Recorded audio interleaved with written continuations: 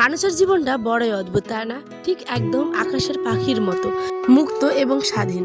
সত্যি কথা বলতে আমরা কখন কোথায় যাব না যাব সমস্ত কিছুই কিন্তু আমাদের উপরওয়ালার ইচ্ছে বলতে পারি, তাই না? আর ওই যে আমাদের এখন কবরস্থান আর দন্য ভিতরে ওখানে কবরস্থান।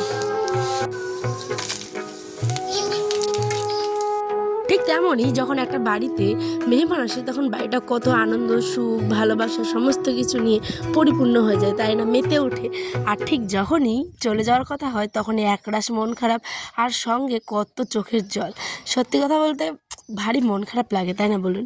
চলুন, আজ আমি নিয়ে হাজির হয়েছি উত্তর দিনাজপুর থেকে পায়েল, সুন্দর একটি ছোট্ট ব্লগ। কী করা যাবে, এই তো হচ্ছে আমাদের মানুষের জীবন। যাই যেখানে যাক না কেন, ঠিক যেখানে যার যতটা প্রয়োজন থাকার ততটাই কিন্তু থাকবে, তার বেশিও না কমও না, তাই না বলুন? তো গুড মর্নিং, সকালবেলা থেকে ব্লগটা শুরু করছি। আজ হচ্ছে গিয়ে সোমবার। তো সকালবেলা উঠে দেখুন রান্নাবাড়িতে বসাতেই হয়, যেহেতু আয়নের আব্বা যায়। আর ওই যে চেয়ারখানা থেকে দেখছেন, এই আয়নের ছোট্ট চেয়ারখানাকে আমি তার বাবার বাইকের মাথার উপরে উঠিয়ে দিয়েছিলাম, কারণ নিচে তো আর জায়গায় ছিল না। তো 2 দিনের ব্লগে তো আপনারা দেখিয়ে নিয়েছেন যে মা এসছে আমার বাড়িতে, কিন্তু হঠাৎ করেই আজকে মাকে চলে যেতে হচ্ছে। জানেন কেন? দাঁড়ান একটু পরে অবশ্যই আপনাদের সাথে শেয়ার করছি। একদম পুরো কি বলবো, হঠাৎ করেই, কোনো কিছু আগে থেকে ঠিক ছিল না। এখন আমি আয়নের আব্বাকে এই যে উঠাচ্ছিলাম, যে উঠো উঠো, ধাক্কা দিয়ে উঠালেও ওই উঠে রে, এমনও আয়নের আব্বা সত্যি কথা বলতে এত ঘুমপ্রিয় মানুষ। তো আগে তো প্রচুর ঘুমোতো, 10টা 9টা 9:30 এরকম করে উঠতো, কিন্তু এখন তো স্কুল থাকে, এখন সকালবেলায় উঠতে হয়। তো এখন যেহেতু ছুটি পেয়েছে পুজোর, তো সেই কারণে এখন আর বিছানা থেকে উঠতেই চায় না। তাই ওর উপর দিয়ে আমি একদম ভালো করে বিছানাটাকে কী বলবো, মশারিটা খুললাম, আর একটা ক্যাথা ছিল সেটাকে গুছিয়ে রাখলাম। কারণ আমার না বেলা হয়ে গেলে এই বিছানাতে শুয়ে থাকা আমার একদম পছন্দ লাগে না। আমি সবসময় ঘরটাকে গোছানো পরিপাটি এরমটা দেখতে চাই আর কি। তো এখানটায় আমি না সাদা জিরে, তেজপাতা আর লাল লঙ্কা দিয়ে ভালো করে পটল আর আলুগুলোকে একটু ভাজা ভাজা করে নেব। আজ হচ্ছে রান্না করব পটল আলুর ভাজা। দেখুন কি অবস্থা হয়েছিল রান্না করতে গিয়ে, কড়াইটা এত তাওয়া তেয়ে গেছিলো যে হট করে আগুনটা পুরো গ্যাসের আহার উপরে উঠে গেছিলো। আমি তো পুরো ভয়ে কাঁপছিলাম। তো যাই হোক, মাঝে সাঝে এরম এখন হয়ে যাচ্ছে, তাই ওটা আর কিছু মনেই করি না আমি। ভয় থাকলেও কি বলবো বলুন, করতেই হয়, সংসারে কাজ করতে গেলে কতটুকু নাকি ক্ষতি হবেই।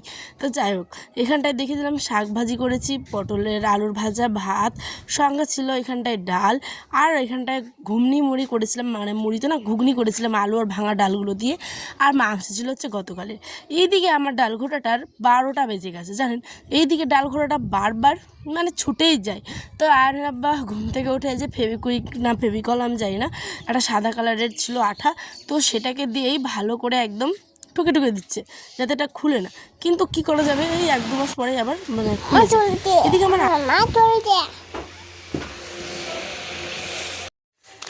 তো সকালবেলা থেকে ব্লগটা কন্টিনিউ করতেই পারিনি, ঠিক আছে? সকালবেলা একটুখানি দেখেছিলেন তো রান্নাবাড়ি করেছিলাম, তারপরে আয়নের আবার খাওয়া দাওয়া করে চলে গেছে। এখন মা, এই যে মা এসছে, তো মা আর আমি মিলে যাচ্ছি হচ্ছে কি আমাদের কবর বাড়ির ওখানটায়। আয়নের দাদি কিছু জ্বালানি ভেঙে রেখেছে, তো ভাবছি। দেখুন, কোনো কাজই কিন্তু ছোট নয়, বিশেষ করে আমি এটা মন থেকে প্রাণ থেকে বিশ্বাস করি। মুখে এক মনে এক এরমটা নয়, ঠিক আছে? তো মা এখানটায় আমার শাশুড়ি মা আর আমার মা দুইজন মিলেই 2 মাকে নিয়ে যাচ্ছি হচ্ছে গিয়ে আমরা কবরস্থানের পাশে, আমাদের বাড়ির একদম 1 মিনিট পায়ে হেঁটে, এতটা কাছাকাছি কবরস্থান। তারপরে কাঁঠাল, এদিকে আমাদের মাঠ, কিরম লাগছে বলো তো? আর ওই যে আমাদের এখন কবরস্থান আর দন্য ভিতরে ওখানে কবরস্থান।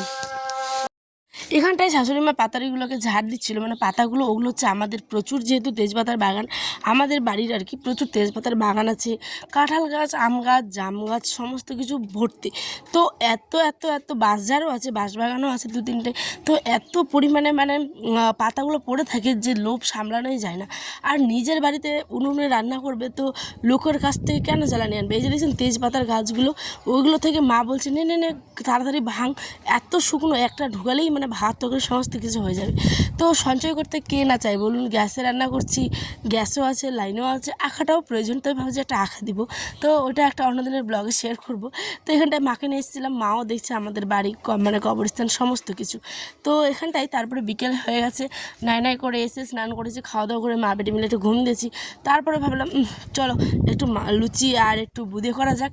মা যখন এসছে তো মায়ের হায়াতে আমাদেরও খাওয়া হয়ে যাবে। তাই এই যে ময়দা মাই নিয়ে এসেছিলো ময়দা, চিনি, কত রকমের কত কিছু। আপনারা তো ব্লগে দেখেছেন, যারা দেখেননি অবশ্যই মানে 2 দিন আগের ব্লগটা দেখে নেবেন অবশ্যই। হ্যাঁ, দেওয়া আছে সাথে সময় থাকলে।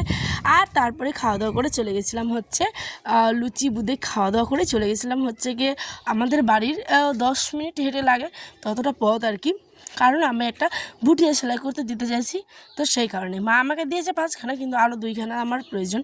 তো সেই কারণেই মা তো জানেনি বেটির সংসার একদম গুছিয়ে টুছিয়ে না দেওয়া অবধি শান্তি নেই। তো ইনশাল্লাহ আমার সমস্ত কিছু গোছানো কমপ্লিট।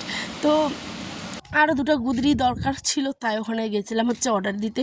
তো উনি বললেন যে 350 করে লাগবে। তো আমি বললাম ঠিক আছে, কলেরও হাতেরও যেটাই মানে করি 350 করেই রেট। চলে যাচ্ছে। দেখাশোনা থাকিস ভাই, মাকে সাঁতাবে না মনে কল যা আমার তোর কত জীবন আনাছো না বেটা সাত খাম ফেলে গেছে দেখতে থাকিস বেটা। হ্যাঁ হ্যাঁ হ্যাঁ তা চলে আসবে। আচ্ছা হবে না এ না তো ভিড়ে ভিড়ে মারবে বেটা বেটির দরকার না তো ভিড়ে ভিড়ে আসবা হবে না আসে। ওখান থেকে আসার পরে মাকে হঠাৎ করে চলে যেতে হলো, এরমভাবে চলে যাবে সত্যি ভাবিনি।